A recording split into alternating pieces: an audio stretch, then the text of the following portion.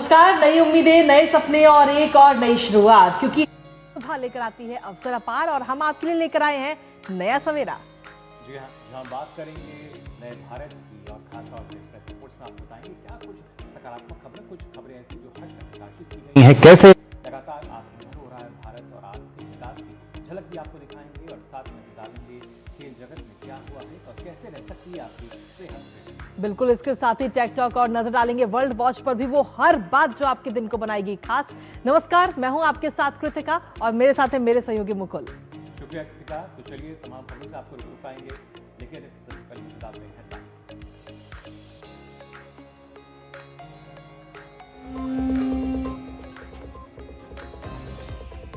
देश भर में मनाया जा रहा है वीर बाल दिवस। राष्ट्रपति द्रौपदी मुर्मू 20 बच्चों को प्रधानमंत्री राष्ट्रीय बाल पुरस्कार से करेंगी सम्मानित।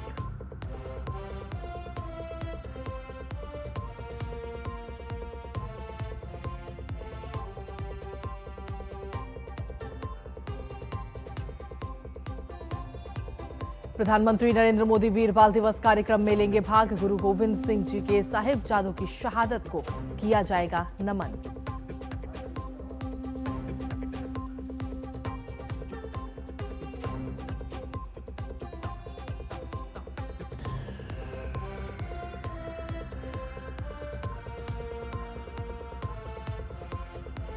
अमित शाह आतंकवाद रोधी सम्मेलन का करेंगे उद्घाटन। 2 दिन तक राष्ट्रीय सुरक्षा और आतंकवाद से उत्पन्न खतरों पर होगा मंथन।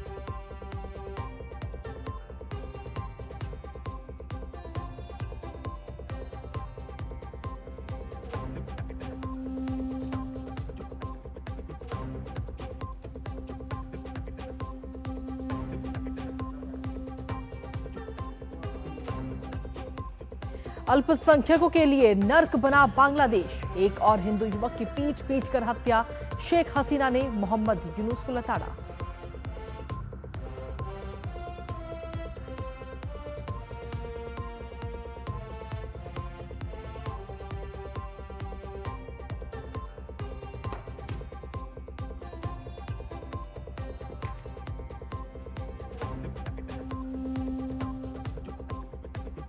और खेल की खबरों में महिला क्रिकेट में भारत और श्रीलंका के बीच तीसरा T20 मुकाबला आज। 5 मैचों की सीरीज में 2-0 से आगे है टीम इंडिया।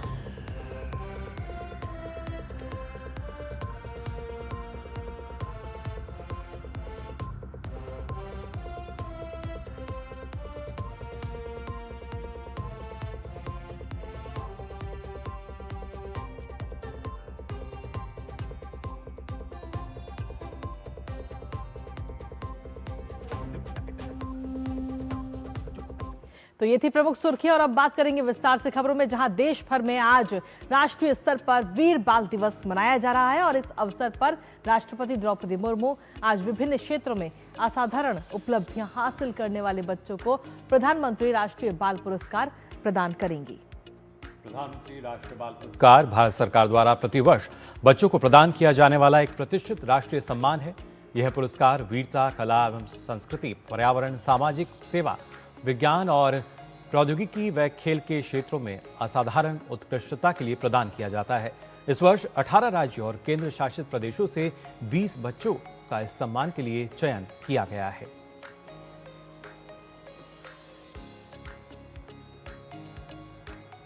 आपको बता दें, प्रधानमंत्री नरेंद्र मोदी भी आज नई दिल्ली के भारत मंडपम में वीर बाल दिवस के उपलक्ष्य में आयोजित राष्ट्रीय कार्यक्रम में भाग लेंगे।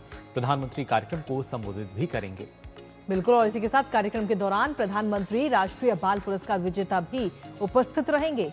वीर बाल दिवस के उपलक्ष्य में केंद्र सरकार देश भर में कई कार्यक्रमों का आज आयोजन कर रही है और इसका उद्देश्य श्री गुरु गोविंद सिंह जी के पुत्र साहिबजादे बाबा जोरावर सिंह जी और बाबा फतेह सिंह जी के असाधारण साहस और सर्वोच्च बलिदान के बारे में लोगों को बताना और शिक्षित करना है। साथ ही युवा नायकों के अदम्य साहस, बलिदान और वीरता को सम्मानित और स्मरण करना है। आपको बता दें कि 9 जनवरी 2022 को श्री गुरु गोविंद सिंह जी के प्रकाश पर्व के अवसर पर प्रधानमंत्री ने 26 दिसंबर का दिन वीर बाल दिवस के रूप में मनाए जाने की घोषणा की थी, ताकि साहिबजादों की शहादत को सदा स्मरण रखा जा सके, जिनका अद्वितीय बलिदान पीढ़ियों को प्रेरित कर रहा है।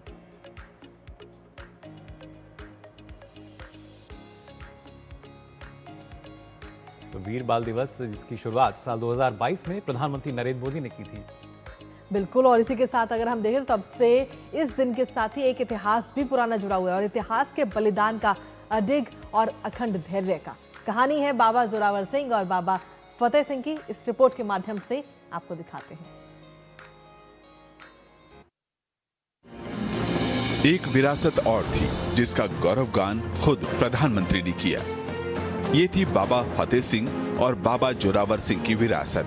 दशम गुरु गोविंद सिंह के साहिबजादों को मुगल शासक औरंगजेब के आदेश पर मुगल सैनिकों ने आनंदपुर साहिब में माता गुजरी सहित बाबा फतेह सिंह और बाबा जोरावर सिंह को 1704 ईस्वी में 26 दिसंबर को दीवार में जिंदा चुनवा दिया था। इस अद्वितीय बलिदान अभूतपूर्व शौर्य से युवा पीढ़ी को जोड़ने और इस शहादत से प्रेरणा लेने के लिए प्रधानमंत्री नरेंद्र मोदी ने साल 2022 में 26 दिसंबर को राष्ट्रीय वीर बाल दिवस के रूप में समर्पित करने की घोषणा की। 350 साल पहले के वो हालात, 26 दिसंबर का वो दिन जब छोटी सी उम्र में हमारे साहबजादों ने अपने प्राणों की आहुति दे दी। साहिबजादा जोरावर सिंह और साहिबजादा फतेह सिंह की आयु कम थी, लेकिन उनका हौसला आसमान से भी ऊंचा था। साहबजादों ने मुगल सल्तनत के हर लालच को ठुकराया, हर अत्याचार को सहा। जब वजीर खान ने उन्हें दीवार में चुनवाने का आदेश दिया तो साहबजादों ने उसे पूरी वीरता से स्वीकार किया। साहिबजादों ने प्राण देना स्वीकार किया, लेकिन आस्था के पथ से वो कभी विचलित नहीं हुए। घटना 18वीं सदी की है। साहिबजादा बाबा जोरावर सिंह की उम्र उस वक्त करीब 9 वर्ष और बाबा फतेह सिंह की उम्र करीब 6 वर्ष थी। दशम गुरु गोविंद सिंह के दोनों बेटों को सरहिंद के तत्कालीन सूबेदार वजीर खान ने जिंदा दीवार में चुनवा दिया था। कसूर सिर्फ इतना था कि मासूम बालकों ने अदम्य साहस, अद्वितीय वीरता और दृढ़ता का परिचय देते हुए इस्लाम कबूल करने से इनकार कर दिया था।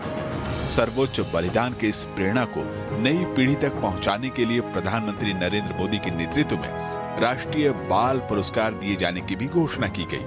ये पुरस्कार बहादुरी, नवाचार, विज्ञान और प्रौद्योगिकी, खेल और कला के क्षेत्र में प्रदान किए जाते हैं।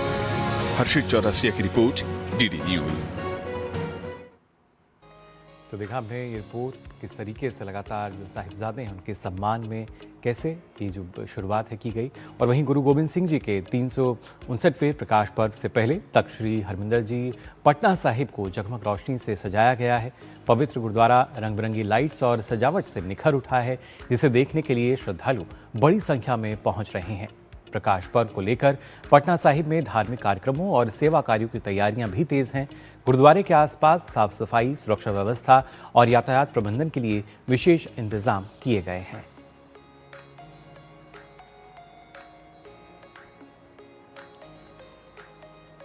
तो आपको बता दें, प्रकाश पर्व से पहले श्री हरमिंदर जी पटना साहिब जो है आप देख सकते हैं किस तरीके से रोशनी से जगमगा उठा है। 359वें प्रकाश पर्व से पहले ये तैयारियां की गई हैं यहाँ पर पटना में। और इसके साथ साथ अगर देखा जाए आज का जो दिन वो भी अपने आप में काफ़ी अहम।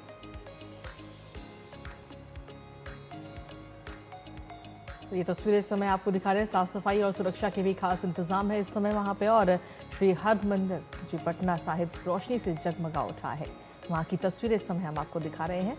और बेहद ही खूबसूरत ये तस्वीरें जहाँ पर श्रद्धालु भी लगातार इस समय पहुँच रहे हैं।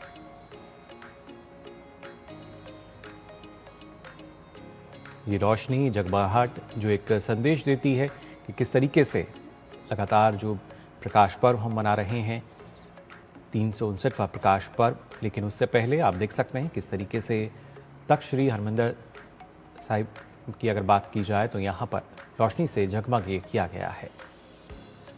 और इसी पर ताज़ा अपडेट लेते हैं। इस वक्त हमारे साथ में हमारे सहयोगी संवाददाता गिरीश इस वक्त जुड़ रहे हैं, सीधा उनका रुख करते हैं।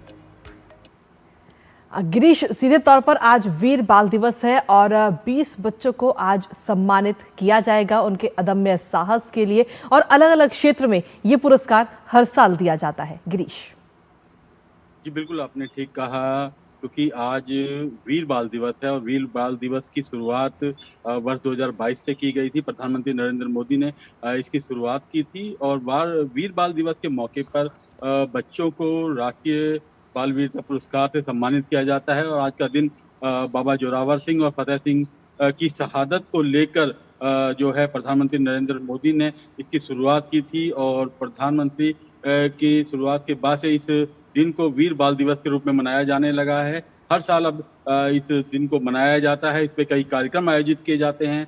देश भर की अगर बात की जाए तो देश भर में अलग अलग प्रतियोगिताएं आयोजित की जाती हैं, चाहे वो निबंध प्रतियोगिता हो, चाहे कविता पाठ हो या अन्य प्रतियोगिताएं हैं, तो तमाम तरह की प्रतियोगिताएं भी आयोजित की जाती हैं। और आज भी वीर बाल दिवस के मौके पर दिल्ली के भारत मंडपम के अंदर एक कार्यक्रम आयोजित किया गया है। इस कार्यक्रम के अंदर प्रधानमंत्री नरेंद्र मोदी खुद वहां पर पहुंचेंगे और वहां पर कार्यक्रम को संबोधित करेंगे। काफी संख्या में यहाँ पर लोग पहुंचेंगे और जो राष्ट्रीय बाल वीरता पुरस्कार से सम्मानित बच्चे हैं वो भी कार्यक्रम में पहुंचेंगे। तो आज का दिन काफी अहम है, क्योंकि आज वीर बाल दिवस है, जो कहीं ना कहीं दर्शाता है कि किस तरह से जो शहादत देने वाले लोग हैं, जिन्होंने धर्म की खातिर, देश की खातिर अपना सर्वोच्च न्यौछावर कर दिया, तो उन लोगों को प्रधानमंत्री नरेंद्र मोदी कभी नहीं भूलते।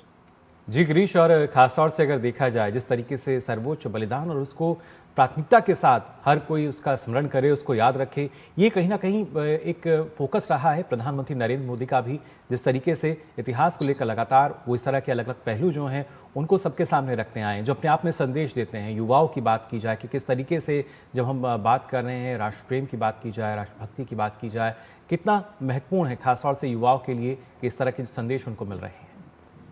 देखिए, इस तरह के कार्यक्रम के माध्यम से कहीं ना कहीं युवाओं में और आने वाली पीढ़ी में एक संदेश जाता है, उनके बारे में लोग जान पाते हैं। जो गुमनाम नायक थे प्रधानमंत्री नरेंद्र मोदी, उनको भी सामने लेकर आ रहे हैं। तो जिन लोगों ने जिन शौर्य का जिन्होंने परिचय दिया, अदम्य साहस का जिन्होंने परिचय दिया, देश की खातिर, धर्म की खातिर सर्वोच्च न्यौछावर कर दिया, ऐसे लोगों को प्रधानमंत्री हमेशा याद रखते हैं, ताकि जो आने वाली पीढ़ी है, जो आने वाले युवा हैं, वो उनको जान सके, उनके बारे में अच्छे से जान सके, और जो आने वाला समय है तो उनको ना भूले। तो इस तरह से वीर बाल दिवस का भी जो आयोजन किया गया है, और ये जो कहीं ना कहीं धर्म और सत्य के लिए नन्ही उम्र में जो कुर्बानी किस तरह से दे दी थी इन दोनों साहिबजादों ने, उसके बारे में, उनके बलिदान के बारे में ये दिन दर्शाता है।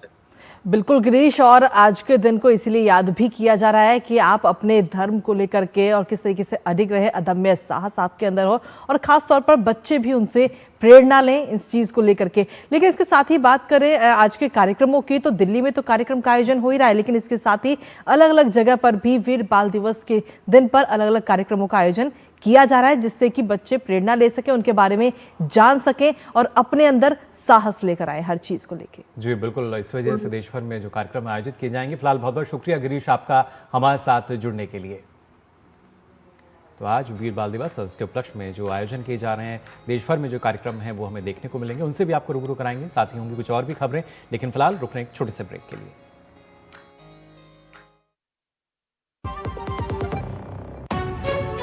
विभाग अनेक, कंप्लेंट बॉक्स 1।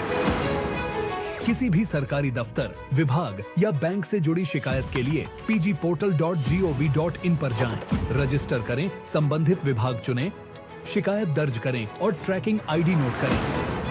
एसएमएस या ईमेल पर एक्नॉलेजमेंट पाएं और शिकायत का जवाब सीधे मंत्रालय से प्राप्त करें। अब तक 1 करोड़ 12 लाख से अधिक भारतीयों ने भरोसा जताया। सीपी ग्राम्स, आपकी हर शिकायत का हल। अभी शिकायत दर्ज करें pgportal.gov.in। दिल्ली की हर सड़क अब धुएं और शोर से मुक्त। हर सफर आरामदायक और हर सांस ताजगी से भरी। 2 दशकों से प्रदूषण की मार झेलती दिल्ली अब बदलाव की राह पर।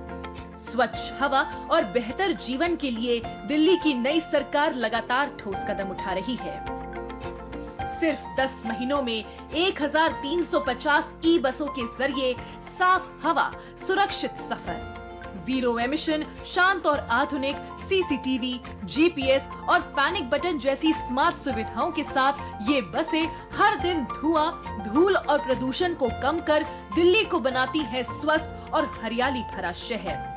दिल्ली सरकार का लक्ष्य सरल है, हर सांस साफ, हर सफर सुरक्षित और दिल्ली प्रदूषण मुक्त।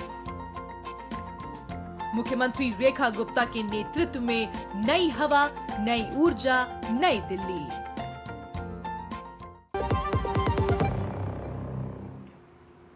और ब्रेक के बाद एक बार फिर से स्वागत आप सभी का। नया सवेरा में बढ़ते हैं आगे और रुक करते हैं अन्य तमाम खबरों का, जहां केंद्रीय गृह मंत्री अमित शाह आज नई दिल्ली में आतंकवाद निरोधी सम्मेलन का उद्घाटन करेंगे। 2 दिवसीय सम्मेलन राष्ट्रीय जांच एजेंसी द्वारा आयोजित किया जा रहा है और इस सम्मेलन का मुख्य उद्देश्य whole of the government approach की भावना से आतंकवाद के खतरे के खिलाफ समन्वित कार्रवाई के लिए विभिन्न हितधारकों के बीच तालमेल विकसित करना और भविष्य के नीति निर्माण के लिए ठोस सुझाव प्रस्तुत करना है। आपको बता दें कि 2 दिवसीय सम्मेलन में होने वाली चर्चाओं और विचार विमर्श का उद्देश्य आतंकवाद विरोधी मुद्दों से निपटने में कानून प्रवर्तन एजेंसियों के अनुभवों को साझा करना है। इस सम्मेलन में विदेशी न्याय क्षेत्रों से साक्ष्य एकत्रित करने, आतंकवाद विरोधी जांच में डिजिटल फॉरेंसिक और डेटा विश्लेषण, मुकदमे का प्रभावी प्रबंधन, कट्टरता से निपटना, जासूसी और राष्ट्रीय सुरक्षा के लिए उभरते हाइब्रिड खतरों सहित आतंकवाद से संबंधित अन्य विषयों पर सत्र शामिल हैं। इसके अलावा सम्मेलन में आतंकवाद वित्त पोषण नेटवर्क को बाधित के टूल्स, तकनीक और केस स्टडी, भविष्य के लिए आतंकवाद विरोधी रणनीतियों का निर्माण और उभरते राष्ट्रीय सुरक्षा मुद्दों से निपटने के लिए संस्थागत क्षमताओं के निर्माण पर सत्रों को भी शामिल किया गया है। प्रधानमंत्री नरेंद्र मोदी के आतंकवाद के खिलाफ जीरो टॉलरेंस विजन के तहत आयोजित यह वार्षिक सम्मेलन उभरते खतरों से निपटने के लिए भारत की अगली पीढ़ी की रणनीतियों पर विचार विमर्श करने का एक मंच बन गया है।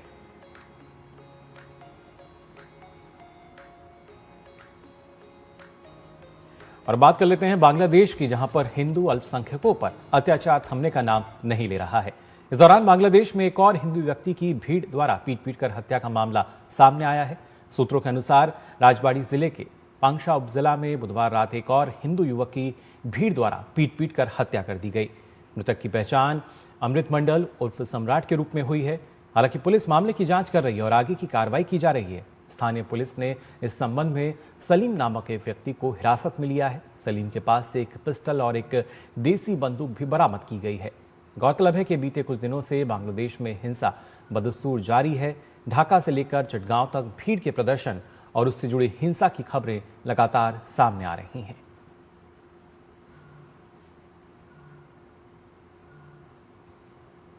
और वहीं ऐसे में बांग्लादेश की पूर्व प्रधानमंत्री शेख हसीना ने मोहम्मद यूनुस के नेतृत्व वाली अंतरिम सरकार पर जमकर हमला बोला।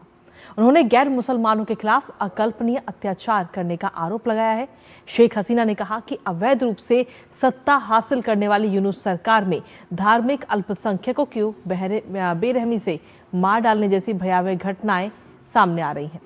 शेख हसीना ने यूनुस सरकार पर सभी धर्मों और समुदायों के लोगों की धार्मिक स्वतंत्रता में हस्तक्षेप करने का भी आरोप लगाया। शेख हसीना ने कहा कि उन्हें पूरा विश्वास है कि बांग्लादेश के लोग इस अंधकारमय काल को अधिक समय तक बर्दाश्त नहीं करेंगे।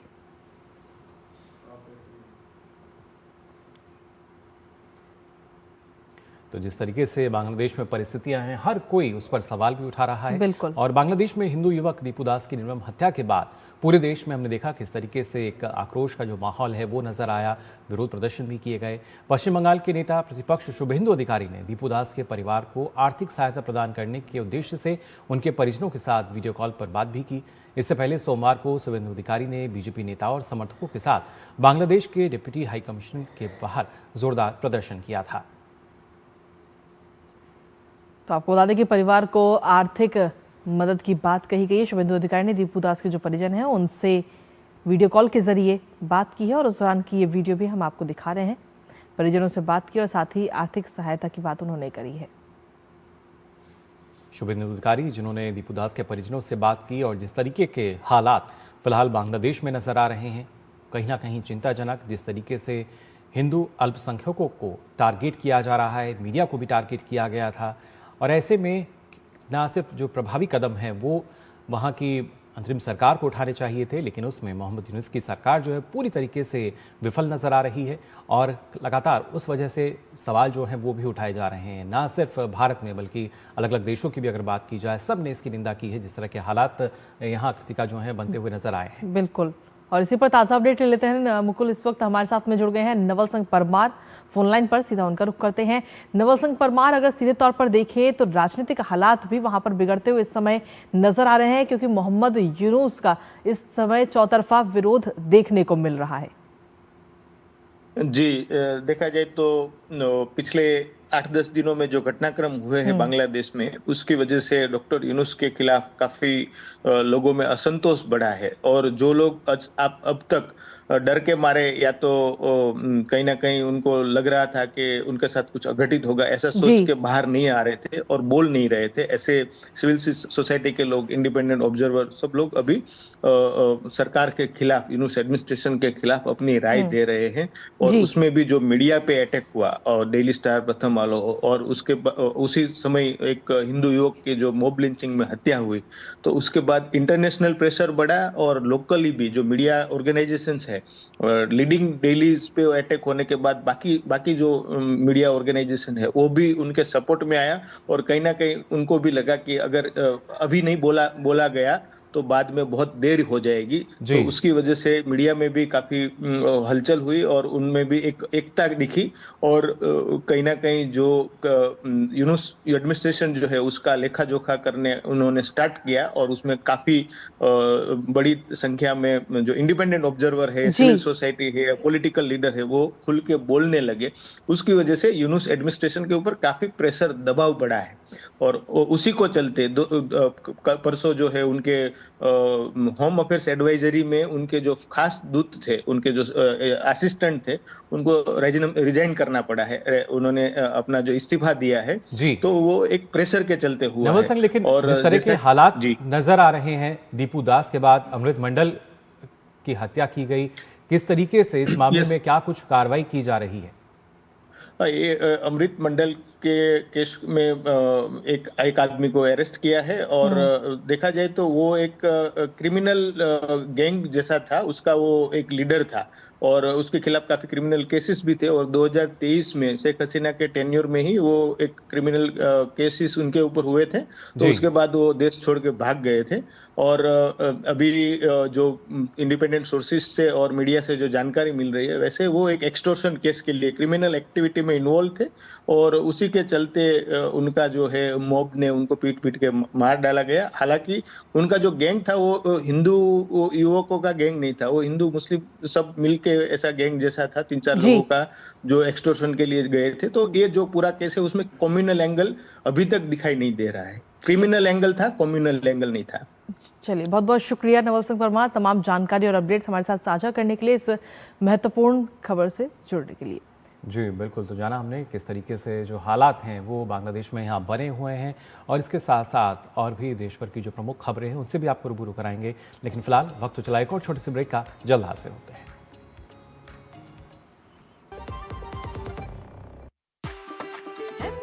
कसूरी मेथी लाजवाब है, लाजवाब है, स्वाद और सुगंध इसकी लाजवाब है, लाजवाब है। अगर MDH कसूरी मेथी नहीं डाला तो खाली हाथ मलते रह जाओगे। एक एक पत्ता हाथ से चुना, स्वाद और सुगंध जगाए कई गुना। MDH।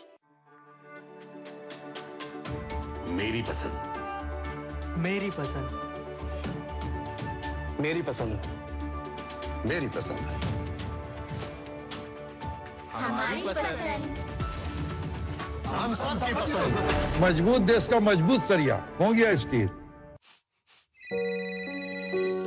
हाँ बोल बेटा करण। क्या? जिंदगी की रोज की दौड़ में हम अक्सर चीजें भूल जाते हैं, अंकल। पर अच्छा लगता है जब कोई आपका ख्याल रखता है। जैसे कि आरबीआई ख्याल रखता है आपके अनक्लेम डिपॉजिट्स का। अनक्लेम डिपॉजिट मतलब? वो बैंक खाते जिसमें 10 साल या उससे अधिक से कोई लेन देन न हुआ हो, ऐसे खाते आरबीआई के डीईए फंड में चले जाते हैं। अपने बैंक के किसी भी शाखा में जाकर अपना केवाईसी अपडेट कराइए और अपना अनक्लेम डिपॉजिट वापस पाए। आरबीआई कहता है जानकार बनिए, सतर्क रहिए। और ब्रेक के बाद एक बार फिर से स्वागत आप सभी का। खबरों में आगे बढ़ते हैं और बात करते हैं अब मौसम से जुड़ी खबरों की, जहां देश के बड़े हिस्से में सर्दी का सितम इस समय जारी है, जहां ठंड और कोहरे के चलते सामान्य जनजीवन प्रभावित है। और इस बीच मौसम विभाग ने दिल्ली, असम, मेघालय, हरियाणा, उत्तराखंड, चंडीगढ़, पंजाब, बिहार, उत्तर प्रदेश, पश्चिम बंगाल और सिक्किम में अगले कुछ दिन तक घने कोहरे का ऑरेंज अलर्ट जारी किया है। मौसम विभाग ने अगले 3 दिन तक हरियाणा, झारखंड, पश्चिमी राजस्थान और पूर्वी उत्तर प्रदेश में भीषण ठंड और शीतलहर का भी अनुमान जताया है। तो वहीं जम्मू कश्मीर में चिल्लई कला के चलते भीषण सर्दी पड़ रही है। गुलमर्ग बर्फ की सफेद चादर से ढका हुआ है। सर्दी से निजात पाने के लिए लोग कांगड़ी का भी सहारा लेते नजर आ रहे हैं। तो देश के कई ऐसे हिस्से जो कि कहीं ना कहीं शीतलहर की चपेट में हैं। तापमान में लगातार कई जगह गिरावट जो है दर्ज की जा रही है और इस तरह का जो अनुमान है वो जताया था भारत मौसम विज्ञान विभाग ने। खासतौर से जब बात की जाए उत्तर पश्चिम भारत की, तो यहाँ भी लगातार हमने देखा है किस तरीके से ऑरेंज अलर्ट जारी किया गया है। ना सिर्फ कोल्ड वेव यानी शीतलहर और उसके साथ साथ जो कोहरे का भी ऑरेंज अलर्ट यहाँ जारी है। फिलहाल हमारे संवाददाता लखनऊ से रामेंद्र हमारे साथ जुड़ चुके हैं। रामेंद्र, जानना चाहेंगे आपसे, अगर बात उत्तर प्रदेश की जाए किस तरीके से, क्योंकि मौसम विभाग ने ना सिर्फ शीतलहर बल्कि कोहरे की भी अगर बात की जाए, हमने देखा जो अलर्ट है जारी किया गया, वहाँ पर किस तरह के हालात फिलहाल नजर आ रहे हैं? देखिए मुकुल, लगभग पूरे उत्तर प्रदेश में कोहरे और ठंड का अलर्ट है, लेकिन 30 जिले इससे ज्यादा प्रभावित हैं। इसमें पूर्वांचल के कुछ जिले हैं, श्रावस्ती, प्रयागराज, कानपुर, ये ऐसे जिले हैं जहां दृश्यता 0 हो सकती है। ये अलर्ट जारी किया गया है और लगभग पूरे उत्तर प्रदेश में पूर्वांचल से लेकर पश्चिम तक सभी जिलों में सर्दी का असर है। कोहरा है, कहीं कम है, कहीं ज्यादा है। और सरकार ने अलर्ट जारी किया कि जो हाईवे पर चलने वाले लोग हैं वो 100 किलोमीटर की स्पीड के बजाय 60 से 80 किलोमीटर में चलेंगे। कई जगह स्कूल बंद कर दिए गए हैं, कॉलेज बंद कर दिए गए जहां सर्दी ज्यादा हो रही है। तो इस तरीके से देखा जाए तो पूरा उत्तर प्रदेश कोहरे की चादर में लिपटा हुआ है और बड़े धीरे धीरे आगे बढ़ रहा है। अगर ये कहा जाए तो पूरे उत्तर प्रदेश में सर्दी है इस समय, मुकुल। इसके साथ ही रामेंद्र, क्या सरकार की तरफ से, प्रशासन की तरफ से किसी प्रकार की कोई एडवाइजरी भी जारी की गई है आम लोगों के लिए? देखिए, राहत आयुक्त ने कई डीएम से बात की है, लगभग 30 से 35 डीएम है जिनसे बात की है। उन्होंने कहा कि अगर जरूरी हो तो स्कूल कॉलेज बंद कर दिए जाएं। लोगों से कहा गया है कि सवेरे और शाम अगर जरूरत हो तभी घर के बाहर निकले, ऐसे बाहर ना निकले। अलाव जलाने की व्यवस्था की गई है, जो रैन बसेरा है उनको बनाया गया है। तो इस तरीके से लगातार सरकार अलर्ट भी जारी कर रही है और कैसे बचाव किया जाए इस पर भी काम कर रही है। लेकिन कोहरा और सर्दी लगातार बढ़ता जा रहा है। कल की उम्मीद ये है कि 30 जिलों से ज्यादा जिलों में कोहरे के अलर्ट है और पूर्वांचल के कई जिले ऐसे होंगे जहां दृश्यता 0 हो जाएगी। तो उन जिलों में भी अलर्ट जारी किया है कि जरूरत हो तभी बाहर निकले, सड़क पर चलें, अन्यथा अपने घरों में रहें लोग। जी बिल्कुल रामेंद्र, और इससे पहले हमने देखा था सीएम योगी ने भी जो एडवाइजरी के तौर पर किस तरीके के दिशा निर्देश जो हैं वो जारी किए थे। ना सिर्फ रैन बसेरों में किस तरह का प्रबंधन वहाँ पर रहना चाहिए, बल्कि खासतौर से अगर बात की जाए, क्योंकि अलग अलग ज़िलों में हम देख पा रहे हैं किस तरीके से ऑरेंज अलर्ट भी जारी किया गया है। लेकिन इस दौरान भी अगर बात की जाए और किस तरह की विशेष हिदायतें जो हैं वो दी गई हैं, या खासतौर से हाईवे की भी अगर बात करें, जैसा आपने बताया कि जो गति सीमा है वो कम कर दी गई है, लेकिन और किस तरह की जो हिदायतें हैं वो जारी की गई हैं? देखिए, आप जानते हैं कि जैसे हाईवे पर एक्सीडेंट बढ़ा और उसी समय मुख्यमंत्री योगी आदित्यनाथ ने तत्काल इसको संज्ञान लिया और अधिकारियों से कहा कि आप वहां जाइए और मौके पर रहिए और जरूरत पड़ने पर अलर्ट करिए, लोगों को रोकिए, रोक के कानवाई की तरह कि आप इससे ज्यादा स्पीड में न बढ़िए। और कुछ ऐसे चिन्हित जगह है जहाँ कोहरा बहुत होता है, जहाँ नदी है, जहाँ नाले हैं, वहाँ कोहरा ज्यादा हो जाता है जिसके कारण दुर्घटनाएं होती। तो उन जगहों पर भी उन्होंने कहा कि अलर्ट जारी किया जाए। स्कूलों से लेकर के बच्चों तक में कॉलेज स्कूल बंद करने की बात की गई है और अलर्ट यही जारी किया गया कि मैक्सिमम लोगों की जरूरत हो, शाम सुबह बच्चे और बूढ़े तभी निकले जब जरूरत हो, अन्यथा ना निकले बाहर खुद का। चलिए, बहुत बहुत शुक्रिया रामिन, तमाम जानकारी और अपडेट्स हमारे साथ साझा करने के लिए। इस महत्वपूर्ण खबर से जुड़ी हुई। तो बिल्कुल मुकुल, कई सारे ऐसे इलाके हैं जहां पर ठंड इस समय लगातार बढ़ रही है और ऐसे में बहुत ज्यादा जरूरी है कि हमारे दर्शक भी अपना और अपने परिवार का खासतौर पर ध्यान रखें। और इसी के साथ चलिए खबरों में आगे बढ़ते हैं मुकुल। बिल्कुल, और बात करते हैं सिखों के 10वें गुरु गोबिंद सिंह जी के साहिबजादों की शहादत को सम्मान देने के लिए 26 दिसंबर को वीर बाल दिवस मनाया यानी याद जा रहा है। इस अवसर पर प्रधानमंत्री राष्ट्रीय बाल पुरस्कार भी प्रदान किए जाते हैं। इसके महत्व पर देखिए केंद्रीय महिला एवं बाल विकास मंत्री अन्नपूर्णा देवी के साथ खास बातचीत।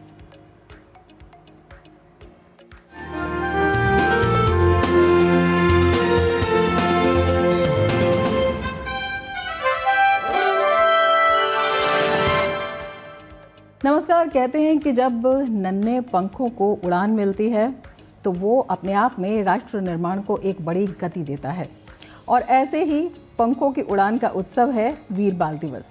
ये बहुत महत्वपूर्ण है क्योंकि प्रधानमंत्री नरेंद्र मोदी ने वर्ष 2022 में इसकी शुरुआत की। साहिबजादों की शहादत की स्मृति के रूप में उनकी शहादत से राष्ट्र के नौनिहालों को प्रेरणा देने के रूप में उनके अदम्य साहस, उनके मूल्यों के प्रति सम्मान, समर्पण और राष्ट्र प्रेम के लिए सर्वोच्च अर्पित करने की भावना को लेकर। और इसके साथ ही ये उत्सव इसलिए भी कहा जाता है क्योंकि इस दिन दिए जाते हैं राष्ट्रीय बाल पुरस्कार भी। तो किस तरह से प्रधानमंत्री की प्रेरणा से देश के नौनिहाल हो रहे हैं ऊर्जान्वित, यही हम बात करेंगे खास मुलाकात में। मेरे साथ इस वक्त मौजूद हैं केंद्रीय महिला एवं बाल विकास मंत्री अन्नपूर्णा देवी, और उन्हीं से करेंगे तमाम सवाल और जानेंगे भविष्य की दिशा भी। मैम, बहुत स्वागत है आपका हमारे इस कार्यक्रम में। वीर बाल दिवस को प्रधानमंत्री ने राष्ट्र के लिए नई शुरुआत कहा है, तो साहबजादों की शहादत ये किस तरह से देश के बच्चों को, युवाओं को एक राष्ट्र की तरफ जोड़ती है? निश्चित तौर पे ये वीर बाल दिवस माननीय प्रधानमंत्री श्री नरेंद्र मोदी जी के नेतृत्व में बच्चों के अंदर की कोई उम्र की कोई सीमा नहीं होती, और जिस तरह से हमारा भारत देश वीरों का देश रहा है, बलिदानियों का देश रहा है, और वैसी स्थिति में आज अगर हम देखें तो जो हमारे बच्चे हैं अलग अलग क्षेत्रों में, हमारे बच्चे भी कई कार्य ऐसे करते हैं, छोटे उम्र में भी वो असंभव को संभव बनाते हैं। तो उन बच्चों को, उनकी वीरता को, ताकि वो राष्ट्र के समक्ष वो आ सके, बच्चों के अंदर देशभक्ति की भावना जग सके, तो इसके लिए ये कार्यक्रम माननीय प्रधानमंत्री जी ने वीर बाल दिवस के रूप में और प्रधानमंत्री बाल पुरस्कार के रूप में ये कार्यक्रम की शुरुआत की गई है।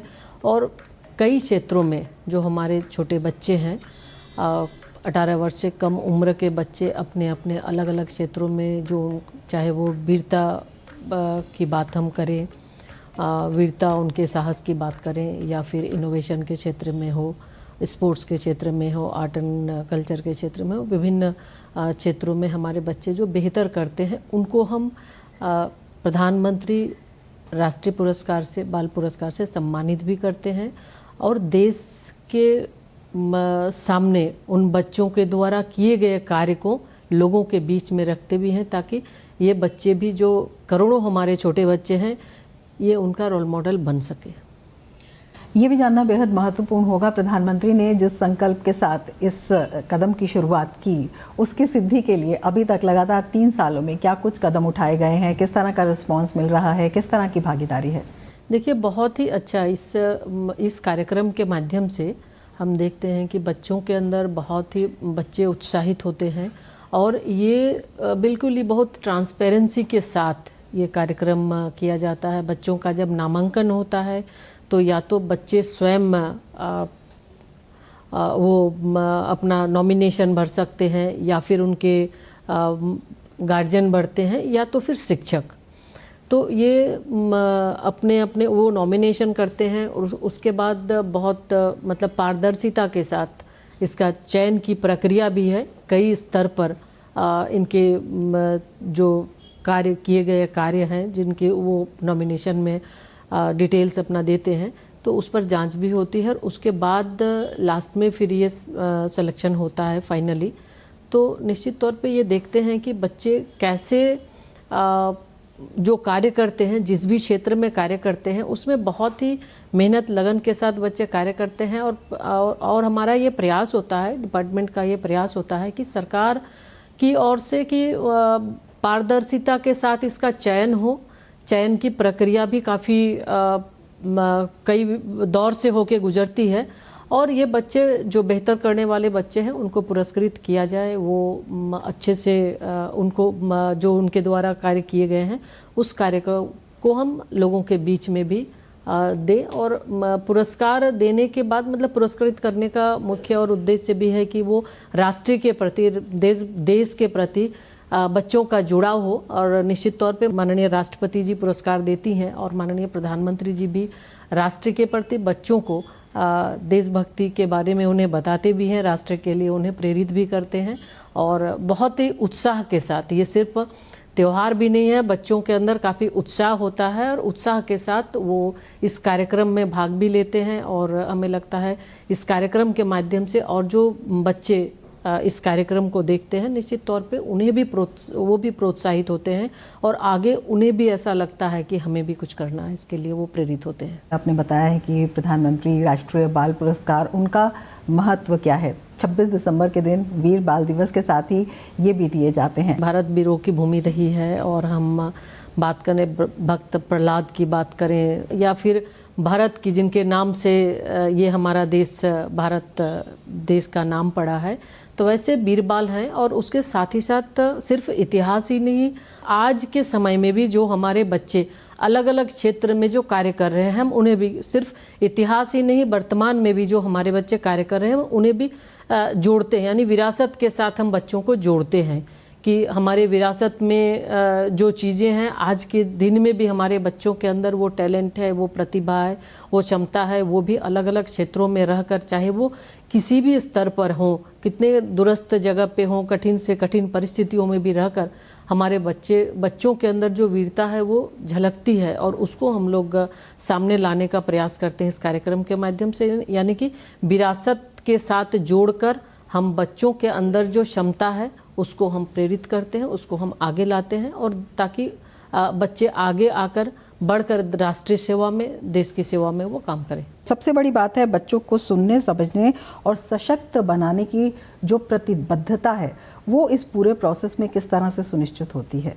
प्रधानमंत्री राष्ट्रीय बाल पुरस्कार, इसका मुख्य उद्देश्य कि हम अपने बच्चों को, चाहे वो बिल्कुल सुदूरवर्ती ग्रामीण क्षेत्र के बच्चे क्यों ना हो, बच्चों के अंदर जो प्रतिभा है और उन्होंने जो कार्य किए हैं जिस क्षेत्र में हम लेते हैं, चाहे वो वीरता हो, नवाचार, पर्यावरण, स्पोर्ट्स, साइंस एंड टेक्नोलॉजी, तो इस क्षेत्र में जो बच्चे बेहतर करते हैं या समाज सेवा, तो उनके लिए ये एक बहुत ही अच्छा अवसर है कि प्रधानमंत्री राष्ट्रीय बाल पुरस्कार के माध्यम से जब इसकी चयन प्रक्रिया होती है तो यानी पोर्टल के माध्यम से ये हम जानकारी देते हैं और इसमें चाहे वो ग्रामीण दूरस्थ क्षेत्र के बच्चे हों, बिल्कुल सुदूरवर्ती क्षेत्र हो, उसमें पिछड़े इलाके हों, आदिवासी इलाके हों, हर एक क्षेत्र में बच्चे इसमें एप्लीकेशन डालते हैं तो उसमें बच्चे भी कर सकते हैं, उसके अभिभावक भी कर सकते हैं या फिर जिस विद्यालय में बच्चे पढ़ते हैं तो वहाँ के शिक्षक भी उस पोर्टल में उसका नाम उसमें दर्ज कर सकते हैं, एप्लीकेशन डाल सकते हैं। तो इसके माध्यम से ये हम मकसद है माननीय प्रधानमंत्री जी का कि कोई भी प्रतिभाशाली बच्चे छूटे नहीं। प्रधानमंत्री ने पिछले वीर बाल दिवस के मौके पर भी कहा और हमेशा वो कहते हैं कि बेस्ट ही हमारा स्टैंडर्ड होना चाहिए। तो बच्चों में ये भावना पहुंचाने के लिए महिला और बाल विकास मंत्रालय की तरफ से क्या पहल की गई है? मैं आपको बताना चाहूँगी कि पिछले बार वीर बाल दिवस के अवसर पर सुपोषित ग्राम पंचायत के लिए सम्मानित करने के लिए घोषणा हुई थी। तो 1000 पंचायत को हम सम्मानित करेंगे और उसके लिए लगातार मॉनिटरिंग भी चल रही है, उसका और बेहतर काम करे, यानी कि लोगों के अंदर कंपटीशन की भावना हो। जो पंचायत बेहतर करेगा उसे राष्ट्रीय स्तर पर उसे सम्मानित किया जाएगा। तो इस तरह के कंपटीशन, इस तरह के कार्यक्रम के माध्यम से भी बहुत ही अच्छे ढंग से जो हमारे आंगनवाड़ी वर्कर होते हैं या फिर विभाग के अंतर्गत काम करने वाले जो अधिकारी होते हैं, जो योजनाएं हैं उस योजना को बेहतर ढंग से नीचे तक पहुंचाते हैं, अच्छे से वो कार्य भी करते हैं और कंपटीशन की भावना जगती है। तो हमें लगता है कि दूसरे प्रदेशों में भी जाकर किस राज्य में किस तरह के कार्य चल रहे हैं, बेस्ट प्रैक्टिसेस क्या है, उसको भी देखते हैं और उससे भी बेहतर काम करने की इच्छा उनकी जगती है और बेहतर काम करते हैं। कहते हैं कि छुपी हुई प्रतिभा को जब सम्मान मिलता है तो वो केवल सम्मान नहीं होता, उनके दीर्घकालिक भविष्य का एक मार्गदर्शन भी होता है, एक संरक्षण भी होता है। देखिए, इसका मकसद ही है कि हमारे बच्चों को माननीय प्रधानमंत्री जी के माध्यम से कि जो बच्चे हैं वो एक तो विरासत के साथ जुड़े, एक देश के साथ जुड़े और सिर्फ एक मतलब इसके लिए उम्र, जैसे समाज सेवा, इसमें से एक समाज सेवा भी है, तो बड़े लोग ही करते हैं ऐसा नहीं है, छोटे बच्चे भी हैं जो समाज सेवा करते हैं, वीरता में भी छोटे बच्चे, यानी कि हर एक क्षेत्र में हमारे जो बच्चे हैं जो इसमें शामिल हैं, अलग अलग क्षेत्रों में जो वो कार्य करते हैं, तो उस काम को आगे बढ़ाते हुए कि वो भारत के विकसित भारत के नींव है, वो अमृत काल के वो हमारे बच्चे हैं, तो निश्चित तौर पे वो देश सेवा के साथ, वो देश को आगे बढ़ाने के लिए, विकसित भारत के संकल्प को सिद्धि तक पहुंचाने के लिए वो भी इस तरह के कार्यक्रम के माध्यम से बच्चे जुड़ रहे हैं और वो जुड़कर देश को सशक्त बना रहे हैं, आत्मनिर्भर बना रहे हैं और उनके लिए सरकार भी हर तरह से सहयोग कर रही है। सरकार के द्वारा सहयोग किए जाते हैं। माननीय प्रधानमंत्री जी भी बहुत ज़्यादा बच्चों को प्रोत्साहित करते हैं ऐसे कार्यक्रम के माध्यम से, ताकि हमारे बच्चे सिर्फ जो हमारे बच्चे विकसित भारत के नींव हैं उनको वो आगे बढ़ सके और उनके अंदर देश सेवा की भावना उनके अंदर आ सके और अलग अलग क्षेत्रों में रहकर वो देश के लिए काम कर सके। इस बार आप बच्चों को और अभिभावकों को क्या कुछ प्रेरणा देना चाहेंगी, किस तरह का संकल्प देना चाहेंगी? हम बच्चों से कहना चाहेंगे कि हमारे बच्चे जो ये अमृत काल के बच्चे हैं, विकसित भारत के नींव हैं, विकसित भारत का संकल्प जो प्रधानमंत्री जी ने लिया है, निश्चित रूप से उस संकल्प को सिद्धि तक पहुंचाने में इन बच्चों की बहुत अहम भूमिका होगी। तो जो भी लक्ष्य आप तय करते हैं उस लक्ष्य को मजबूती के साथ आप उस लक्ष्य को लेकर आगे बढ़ें और निश्चित तौर पे हम जब मेहनत करते हैं तो उसका फल हमें मिलता है। तो इसलिए देश सेवा के लिए जो भी निर्णय आपने किया है, आप निश्चित तौर पे बेहतर आपने किया होगा। तो आपका जो लक्ष्य है उस लक्ष्य को लेकर आप आगे बढ़ें और सरकार हर तरह से, सरकार भी सहयोग करने के लिए तैयार है।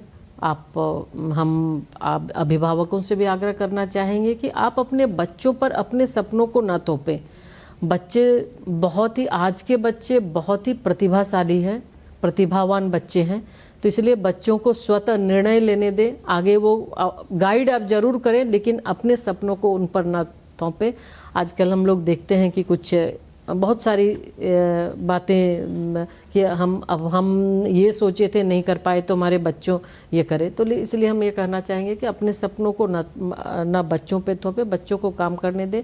बहुत ही अच्छा माहौल है, बहुत ही ऊंचा उड़ान हमारे बच्चे आज उड़ सकते हैं और उनके लिए अच्छे माहौल में काम करने दें, उन्हें प्रोत्साहित करें। तो बच्चे निश्चित तौर पे जो संकल्प है प्रधानमंत्री जी का विकसित भारत का, उस संकल्प को बच्चे सिद्धि तक पहुंचाएंगे। उम्मीद करेंगे ये संकल्प सभी तक पहुंचे। बहुत धन्यवाद हमारे साथ जुड़ने के लिए।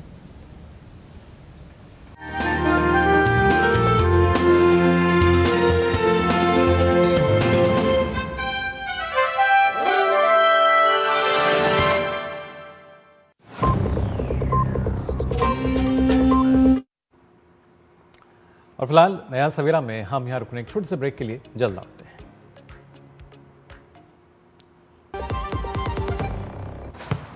इसको तो फुटबॉल खेलना भी आ गया और इसे तो पियानो बजाने भी आ गया। चंद्रयान भी उतर गया चांद पर हमें अब तक टेस्टी राजमा बनाना नहीं आया। बिना MDH राजमा मसाला के टेस्टी राजमा कैसे बनेगा? स्वादिष्ट राजमा के लिए MDH राजमा मसाला। क्या स्वादिष्ट राजमा बनाए? MDH।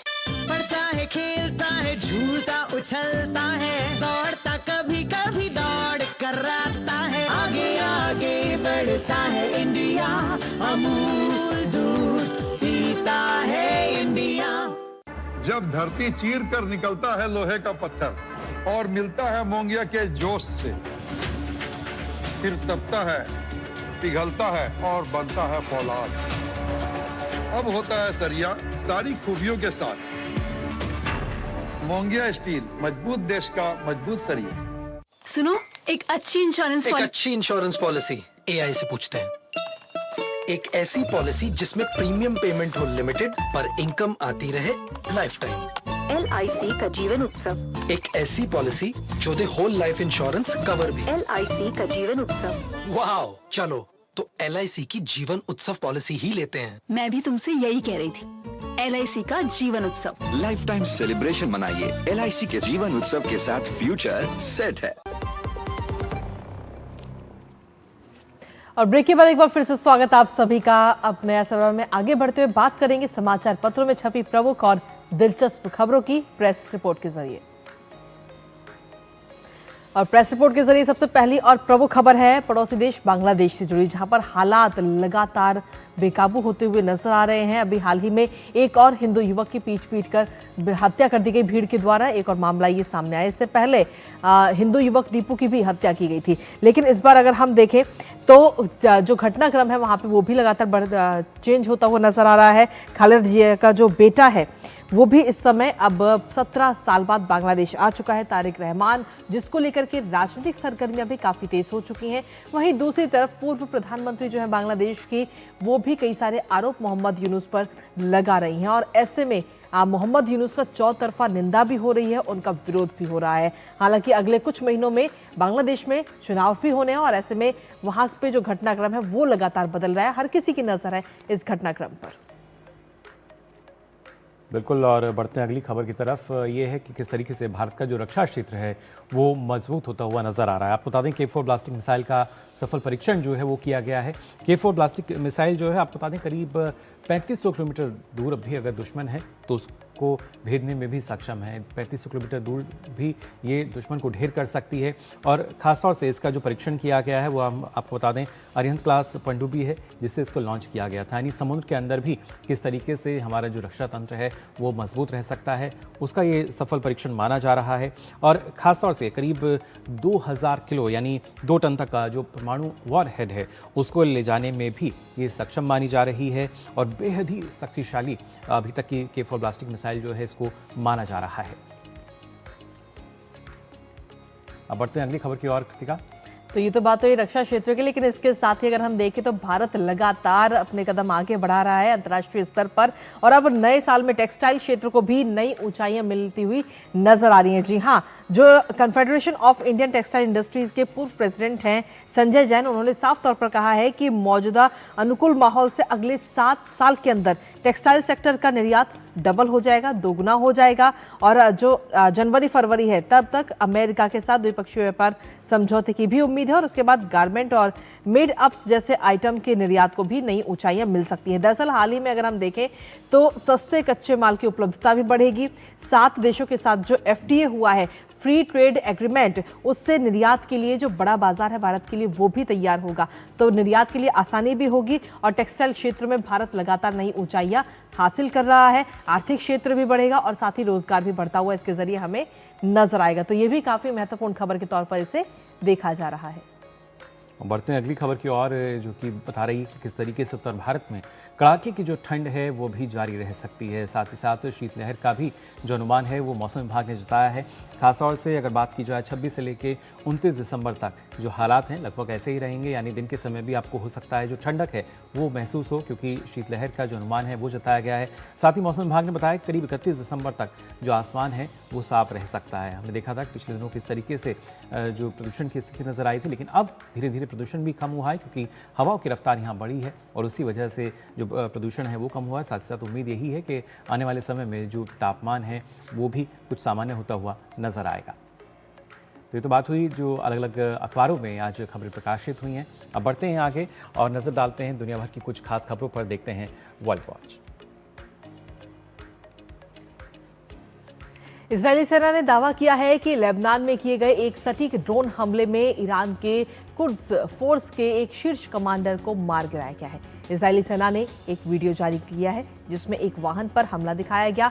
ये घटना ऐसे समय पर सामने आई जब इजरायल और ईरान के बीच तनाव पहले से ही चरम पर है। रूस की सेना ने पूर्वी यूक्रेन के डोनेट्स्क क्षेत्र में स्थित स्वियातो प्रोक्रोव्स्की को अपने नियंत्रण में लेने का दावा किया है। रूस के रक्षा मंत्रालय ने एक बयान में कहा कि निर्णायक कार्रवाई में दक्षिणी मोर्चे पर उसके सैन्य बल समूह ने स्वियातो प्रोक्रोव्स्की इलाके को यूक्रेन के कब्जे से मुक्त करा लिया है। वहीं यूक्रेन के राष्ट्रपति व्लादिमीर ज़ेलेंस्की ने कहा कि उन्होंने अमेरिकी दूत स्टीव विटकॉफ और जेरेड कुशनर से यूक्रेन और रूस के बीच संघर्ष के समाधान पर फोन पर बातचीत की है। ज़ेलेंस्की ने कहा कि दोनों पक्षों के पास स्थायी शांति के लिए अच्छे विचार हैं जो साझा समाधान की दिशा में काम कर सकते हैं। और आइए बात कर लेते हैं कारोबार जगत की खबरों की भी बिजनेस ब्रीफ में। तो नवंबर में भारत के इंजीनियरिंग उत्पादों का निर्यात बढ़कर 11.01 अरब डॉलर हो गया है और ये आंकड़ा चालू वित्त वर्ष में अब तक का सबसे ऊंचे स्तर के तौर पर इसे देखा जा रहा है। साथ ही अगर बात की जाए सुशासन दिवस पर, केंद्र सरकार ने पारदर्शी और नागरिक केंद्रित प्रशासन को मजबूत करने के लिए 5 नए डिजिटल सुधार लॉन्च किए। इनमें पूर्व सैनिक आरक्षण, कंपेरियम AI recruitment tool, EHRMS 2.0 app, IGOT-AI platform और कर्मयोगी डिजिटल लर्निंग लैब 2.0 भी शामिल है। बिल्कुल, और इसके साथ ही अगर हम देखें तो बहुत और चलिए खबरों में आगे बढ़ेंगे, लेकिन उससे पहले नया सफर में वक्त एक छोटे से ब्रेक का है। आप बने रहिए हमारे साथ। खेलों की दुनिया में 2025 का साल, भारतीय महिला क्रिकेट टीम ने विश्व कप जीतकर किया कमाल। आईसीसी चैंपियंस ट्रॉफी जीती 12 साल बाद। एशिया कप में ट्रॉफी को लेकर हुआ विवाद। दिव्या देशमुख ने शतरंज विश्व कप जीतकर रचा इतिहास। स्क्वॉश में भारत ने पहली बार जीता विश्व खिताब। दृष्टिबाधित क्रिकेट टीम ने विश्व कप के साथ ही जीते करोड़ों दिल। 2030 कॉमनवेल्थ खेलों की यादें 2025 खेलों के धुरंधर 26 दिसंबर सुबह 9:30 बजे सिर्फ डीडी न्यूज पर।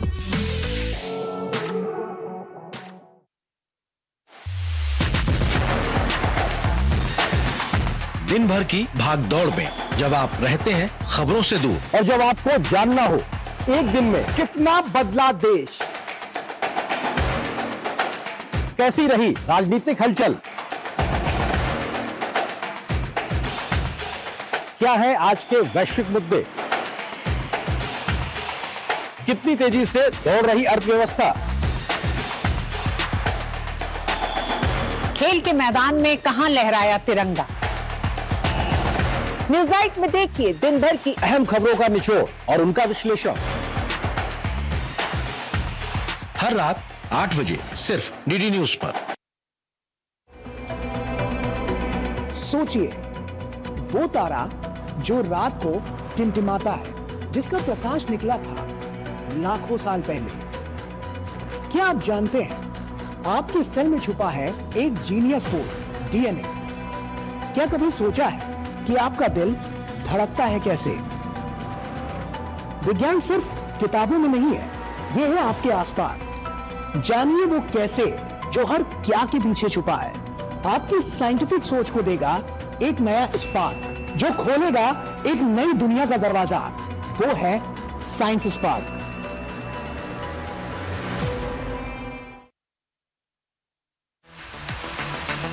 साल 2025 का आखिरी एपिसोड, हम आपको बताएंगे कैसा रहा साइबर खतरों के नजरिए से ये साल, क्या बड़े कदम उठाए गए हैं देश में इन्हें नियंत्रित करने के लिए डिजिटल अरेस्ट। इसका अल्टीमेट ऑब्जेक्टिव है आपसे पैसा एक्सट्रैक्ट करना। इसमें ये पॉपअप हो गया फेसबुक पे कि हमारे साथ जुड़ो तो डेली 5 to 10% का प्रॉफिट आप कमा लोगे आसान। ऑनलाइन ब्रोकरेज प्लेटफॉर्म्स के नकली एप्स बनाकर हो रहे हैं स्कैम। ऐप जो है आप अपने ऐप स्टोर से ही करें, थर्ड पार्टी एप्लीकेशन डाउनलोड न करें।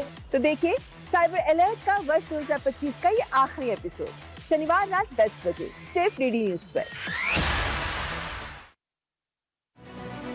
इस हफ्ते डिफेंस डायनेमिक्स में अंतरिक्ष में नजर रखने वाली भारत की खुफिया आंखों के बारे में आपको बताएंगे।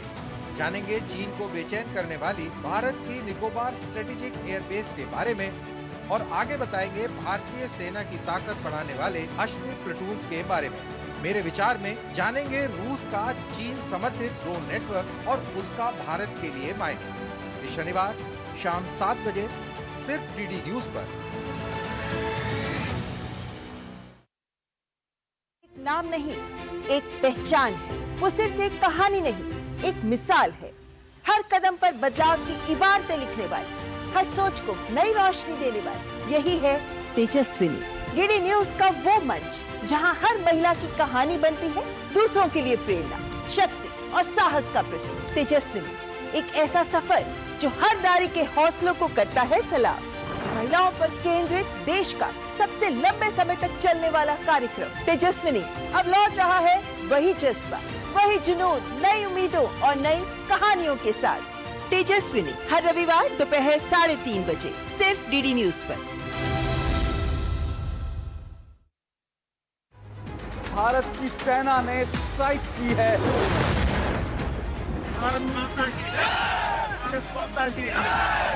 जो सच है हम वही दिखाते हैं। किस तरह की चुनौतियां हमारी रेस्क्यू टीम को आ रही हैं। शूर, सनसनी नहीं, भरोसा जगाते हैं। एजेंडे की दौड़, ब्रेकिंग की होड़। फिलहाल के लिए नया सवेरा में बस इतना ही। हम दोनों को दीजिए अनुमति। नमस्कार। नमस्कार।